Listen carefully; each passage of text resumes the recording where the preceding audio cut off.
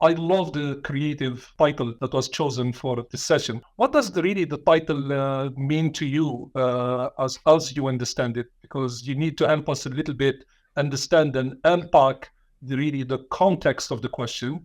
And what does it conjure up in your mind when you hear who I am in terms of AI and identity security in the age of AI? So I'll jump in. The first thing that it brings to mind is, I think, I'll go out on a limb and speak for the rest of my peers on this panel and say it seems like overnight everybody in the world has become an AI subject matter expert. So when I look at who am AI, I take it back to really that fundamental question of what the heck is AI, right? And how does it apply to security? And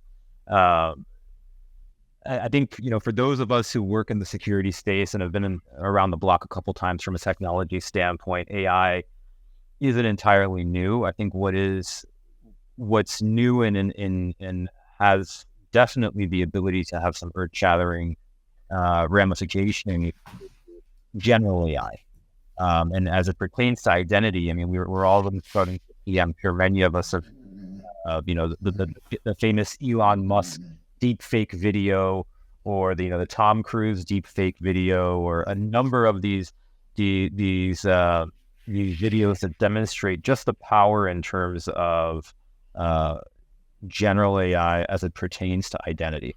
So that's where my mind goes to when I see a heading like that. Fantastic. How about you, Alex? Would you have an opinion about this?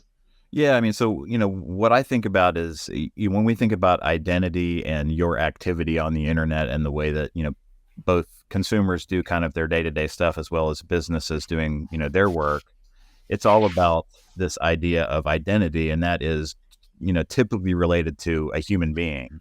But one of the things that we've seen with LLMs recently specifically is that they're pretty good at imitating a human being. And I think that brings a lot of new questions into how do I verify this person is the person I think it is and not an AI or a deepfake or what have you. So I think it adds some really interesting perspective into the problem. Really appreciate the insight. Yeah, Mohamed, it's good.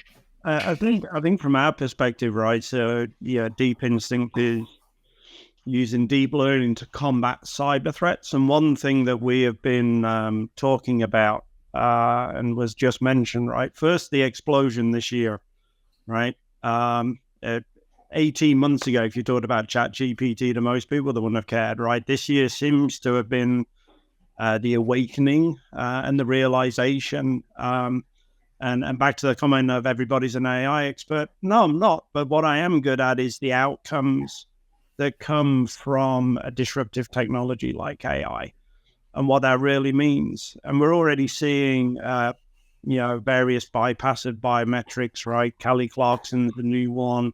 There was a financial advisor in the UK called Martin Lewis, who apparently was selling financial services, but he wasn't, right? So, but one thing that we've been talking about is how the bad actors are going to use AI for the entire attack chain, right? Not just a malware ransomware, which is what Deep Instinct focuses on, right? But the impersonation all the way through, because ultimately that's what it takes. And that's the conversation here around identity and how do we change and maybe fight AI with AI in the identity space, right? Super. How about you, Ted? Well, I want to build on what Carl was talking about with this idea of deepfakes. So yeah, we all see the deepfakes of the celebrities. One of the things that not everybody is aware of is these really have moved into the spear phishing set of tools, right? Tool sets. So literally people will get what appear to be voicemails or will appear to be recordings from trusted peers, managers, loved ones that are completely made up. And one of the things is another illusion that people have is that you need to record hours and hours of somebody. So you go, oh yeah, I can imitate Keanu Reeves because there's all of this material. You can do this with a couple minutes of somebody's voice. I could take this recording and build a convincing AI of any one of these panelists by the end of this discussion. You don't need more than that. So we're all now potentially subject matter for this kind of deepfake, social engineering, spear phishing attack.